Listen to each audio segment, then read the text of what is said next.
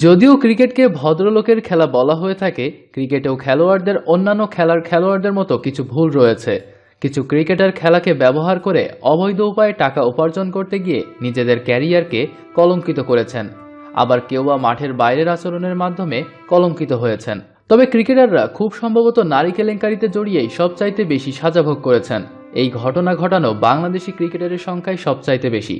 আমাদের আজকের এই ভিডিওটিতে আলোচনা করব নানান কারণে বিভিন্ন সময়ে জেল খাটা 10 জন ক্রিকেটারকে নিয়ে। তাদের মাঝে একজন ক্রিকেটারের ফাঁসির অবাক করা ঘটনা জানতে ভিডিওটি দেখতে থাকুন শেষ অবধি। 10. আরাফাত সানি। নাসরিন সুলতানা নামে এক নারী 2017 সালে আরাফাত সানির বিরুদ্ধে তথ্য প্রযুক্তি আইনে মামলা করেন। ওই তরুণীর দাবি 2014 সালে সানির সাথে তার বিয়ে হয়েছিল। পরবর্তীতে সানি আরেকজনের সঙ্গে সংসার শুরু করেন। একসময় সানি ভুয়া ফেসবুক আইডি খুলে নাসরিনের অন্তরঙ্গ মুহূর্তের ছবি তাকে পাঠান বলে অভিযোগ তার। সেই সব ছবি অন্তর্জালে ছড়িয়ে দেবারও নাকি হুমকি দিয়েছিলেন সানি। এই ঘটনায় সানি গ্রেপ্তার হয়ে 53 দিন কারাগারে ছিলেন। তবে পরবর্তীতে জামিনে মুক্তি পেয়ে তিনি আবারও ক্রিকেট মাঠে ফিরেছেন। 9. শাহাদাত হোসেন। শিশু গৃহকর্মী নির্যাতনের মামলায় 2015 সালে প্রায় 2 মাস জেলে ছিলেন এই পেসার। পরে ওই গৃহকর্মীর পরিবারের সঙ্গে সমঝোতা হলে মামলা থেকে মুক্তি পান তিনি। শাহাদাত ও তার স্ত্রীর বিরুদ্ধে মামলা হলে প্রথমে তারা আত্মগোপনে চলে গিয়েছিলেন। 1 মাস পর পুলিশ শাহাদাতের স্ত্রীকে গ্রেপ্তার করলে পরদিন আদালতে আত্মসমর্পণ করে জামিন চেয়েছিলেন শাহাদাত, কিন্তু আদালত জামিন না দিয়ে তাকে কারাগারে পাঠিয়ে দিয়েছিলেন। যদিও বেশি দিন জেলে থাকতে হয়নি তাকে, সমঝোতার মাধ্যমে অবশেষে এই সমস্যা থেকে মুক্তি পান তিনি। 8. গুলাম বদী। 2015 সালে দক্ষিণ আফ্রিকায় ঘরোয়া টি-20 টুর্নামেন্টে ফিক্সিংয়ের পরিকল্পনা করা ও নানাভাবে প্রভাবিত করার চেষ্টার অভিযোগ আনা হয়েছিল বদীর বিরুদ্ধে। অভিযোগের প্রমাণ পাওয়ার পর 2016 সালের জানুয়ারিতে তাকে 20 বছরের জন্য নিষিদ্ধ করে দক্ষিণ আফ্রিকার ক্রিকেট বোর্ড। ক্রিকেট আঙিনায় 20 বছরের নিষেধাজ্ঞা তো চলছেই, তবে শুধু তাতেই পার পাচ্ছেন না গোলাম বদী। ফিক্সিংয়ের দায়ে 5 বছর জেলে কাটানোর সাজাও দেয়া হলো সাবেক দক্ষিণ আফ্রিকান ব্যাটসম্যানকে। 2000 সাল ক্রিকেট বিশ্বে তোলপাড় ফেলে দেওয়া হ্যান্সি ক্রনিংয়ের ফিক্সিং কেলেঙ্কারি পর 2004 সালে এই আইনটি করেছিল দক্ষিণ আফ্রিকা। আইনের একটি ধারা সরাসরি ছিল ক্রীড়ায় দুর্নীতি নিয়ে, যে ধারার অনুসারে ম্যাচ ফিক্সিং ও স্পট ফিক্সিংও ফৌজদারি অপরাধ হিসেবে বিবেচ্য। বদীর সাজা হয়েছে এই ধারায় সর্বোচ্চ শাস্তি 15 বছরের। তবে বদীর পক্ষে রাষ্ট্রপক্ষের আবেদন ছিল 5 বছরের সাজার, সেটি গ্রহণ করা হয়েছে। 7. ডিয়ন টালজার্ডে। দক্ষিণ আফ্রিকার ঘরোয়া ক্রিকেটে বড় নাম ছিলেন তিনি। এক মহিলাকে 10 বছর ধরে কমপক্ষে 150 বার ধর্ষণ করার দায়ে 18 বছরের জেল হয় দক্ষিণ আফ্রিকার প্রাক্তন ক্রিকেটার ডিয়ন টালজার্ডের। অভিযোগ, বেশিরভাগ ক্ষেত্রেই মদ্যপান করে ধর্ষণ করত এই ক্রিকেটার। সরাসরি ওই মহিলাকে যৌন মিলনের প্রস্তাব দেওয়া হতো, রাজি না হলেও জোর করে অর্থাৎ ধর্ষণ করত। 6. রুবেল হোসেন।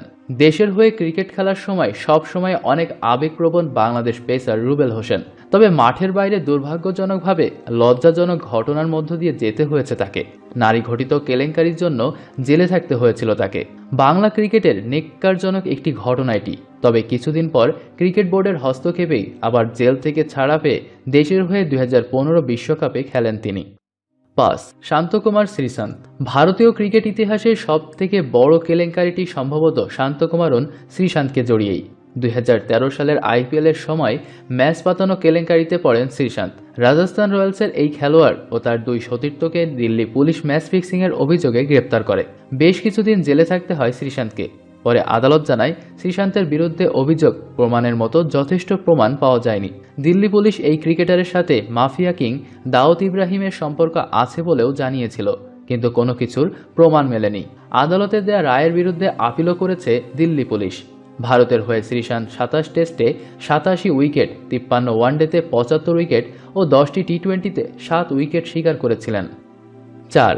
Ben Stokes. ইংল্যান্ডের বিশ্বকাপ জয়ী তারকা খেলোয়াড় বেন স্টোকস বিশ্বকাপের পর অ্যাশেজে 1 ম্যাচ 1 হাতে জিতে বর্তমান বিশ্বের আলোচিত ক্রিকেটারদের মাঝে সবার ওপরে বেন স্টোকস। তবে এর আগে বেন স্টোকসকে 1 বছরে অনেক বিপদের সম্মুখীন হতে হয়েছে। ব্রিস্টলে একজন পথচারীর সাথে রাতের বেলা মারপিট বাঁধিয়েছিলেন তিনি। এরপর থেকেই ব্যক্তিগত জীবন ও ক্রিকেট ক্যারিয়ার উভয় জায়গাতেই অনেক বিপত্তির মধ্য দিয়ে যেতে হয়েছিল তাকে। ওই রাতের ঘটনার পর জেলে যেতে হয়েছিল তাকে। পরের দিন কোর্ট থেকে জামিন নেওয়ার আগ পর্যন্ত জেলের মধ্যে কাটাতে হয়েছিল তাকে। 3. মোহাম্মদ আমিরের সাথে সালমান বাট ও মোহাম্মদ আসিফ। যদিও ঘটনাটি ঘটেছে আরও ৮ বছর আগে ২০১০ সালে, এখনও এই লজ্জাজনক ঘটনার কথা ভুলতে পারেননি ক্রিকেট ভক্তরা। এই বামহাতি পেসার মাত্র ১৭ বছর বয়সে যখন আন্তর্জাতিক ক্রিকেটে ফর্মের তুঙ্গে ছিলেন, তখনই একটা ভুল করে বসেন যা তার জীবনকে সম্পূর্ণ বদলে দেয়। ২০১০ সালে ইংল্যান্ডের বিপক্ষে টেস্ট সিরিজ চলাকালীন সময়ে ঘটনাটি ঘটে। দলের অধিনায়ক সালমান বাটের সাথে প্ল্যানিং করে নো বল করেন মোহাম্মদ আমির ও মোহাম্মদ আসিফ। সালমান বাট ঘৃণিত কাজটি করান এই দুই পেসারকে দিয়ে। তাদের এই স্পট ফিক্সিং পরবর্তীতে ধরা পড়ে এবং এরপর ৬ মাসের জন্য জেল খাটতে হয় মোহাম্মদ আমিরকে। অন্যদিকে মোহাম্মদ আসিফ ও সালমান বাটকে জেলে থাকতে হয়েছে যথাক্রমে ১২ মাস ও ৩০ মাস। ২. Jacob Martin. ভারতের হয়ে মোট ১০টি ওয়ানডে খেলেছেন জ্যাকব, সবকটিই বিদেশে। আত্মপ্রকাশ করেন ১৯৯৯ সালে ওয়েস্ট ইন্ডিজের বিপক্ষে। তার সর্বোচ্চ রান ৩৯ এসেছিল পাকিস্তানের বিরুদ্ধে। তবে তার আন্তর্জাতিক ক্যারিয়ার সংক্ষিপ্ত। ২০০১-এর পরে আর খেলতে দেখা যায়নি তাকে। আবার খবরে আসেন ২০০৩ সাল নাগাদ। তার বিরুদ্ধে অভিযোগ ওঠে নকল পাসপোর্টের সাহায্যে তিনি জনৈক নিমেশ কুমারকে ইংল্যান্ডে নিয়ে যাওয়ার চেষ্টা করেছিলেন। তার জন্য নিয়েছিলেন ৭ লক্ষ টাকা। দাবি করেছিলেন নিমেশকে নিয়ে যাচ্ছেন ক্রিকেট খেলাতে, কিন্তু যে ক্লাবের নামে বলেছিলেন তার কোনো অস্তিত্ব পাওয়া যায়নি। এই ঘটনার দায়ে জ্যাকবকে গ্রেপ্তার করা হয় ২০১১ সালে। চলে যায় ভারতীয় রেলে তার চাকরিও। জামিনে মুক্ত হওয়ার পর রঞ্জি দলের দায়িত্ব দেওয়া হয় জ্যাকব মার্টিনকে। নকল নথির বিনিময়ে বিদেশে মানুষ পাচারের দায়ে জেল খেটেছেন যে ক্রিকেটার।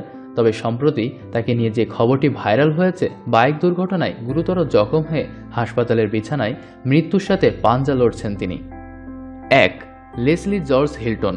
একমাত্র ক্রিকেটার হিসেবে যাকে ফাঁসির দড়িতে ঝুলতে হয়েছিল, যা কাঁদিয়েছিল বিশ্ব ক্রিকেটবাসীকে, যা এখনও ইতিহাস হয়ে আছে, ইতিহাস হয়ে রবে। তিনি ওয়েস্ট ইন্ডিজের লেসলি জর্জ হিল্টন। ১৯৩৫ থেকে ১৯৩৯ সালের মধ্যে ওয়েস্ট ইন্ডিজের হয়ে ৬টি টেস্ট ম্যাচ খেলেন হিল্টন। হিল্টন খুবই হতদরিদ্র পরিবারে জন্মগ্রহণ করেছিলেন। ১৯২৭ সাল থেকেই জ্যামাইকান ক্রিকেটে একজন উজ্জ্বল নক্ষত্র হিসেবে উঠে আসেন তিনি। বহুবার এই ডানহাতি পেসারকে অবহেলা করা হয়, ফলে কোনো মতেই ওয়েস্ট ইন্ডিজের জাতীয় দলের হয়ে খেলার সুযোগ পাচ্ছিলেন না। শেষ পর্যন্ত ১৯৩৫ সালে ইংল্যান্ডের বিপক্ষে খেলার সুযোগটা হয়ে গেল। দুর্দান্ত পারফরমেন্স করলেন এই ফাস্ট বোলার, ফলে ৪ বছর পর আবার দলে ডাক পেলেন। ১৯৩৯ সালে ৩ টেস্ট সিরিজের জন্য নির্বাচিত হলেন তিনি, কিন্তু ইংল্যান্ড সিরিজে সকলের প্রত্যাশায় জল ঢেলে দিয়ে হিল্টন খুব খারাপ পারফরমেন্স করেন। এই ছিল হিল্টনের ছোট্ট ক্রিকেট ক্যারিয়ার। ব্যক্তিগত জীবনে হিল্টনের সঙ্গে তার স্ত্রী লার্লিন রোজের পরিচয় ১৯৩৫ সালে ইংল্যান্ডের সঙ্গে টেস্ট ম্যাচ খেলার সময়। লার্লিন ও হিল্টন একে অপরকে ৭ বছর ডেট করেন। কোনো মতেই লার্লিনের বাবা বিয়েতে রাজি হচ্ছিলেন না, কারণ হিল্টনরা ছিল ব্যাকওয়ার্ড পরিবারের সন্তান। শেষ পর্যন্ত মেয়ের জেদের কাছে হার মানতে হয় লার্লিনের বাবাকে। ১৯৪২ সালে তারা দুজন বিবাহ বন্ধনে আবদ্ধ হন। ঠিক ৫ বছর পর তাদের কোলজোড়ে একটি ছেলে সন্তানের জন্ম হয়। হিল্টনের স্ত্রী লার্লিন রোজের কাপড়ের ব্যবসা ছিল। ব্যবসার কারণেই লার্লিন প্রায় নিউ ইয়র্ক যেতেন। ঠিক এই সময় হিল্টনের হাতে লার্লিনের একটি গোপন চিঠি চলে আসে। যে চিঠিটা পড়ার পর তিনি ঠিক কি করবেন ভেবে উঠতে পারছিলেন না।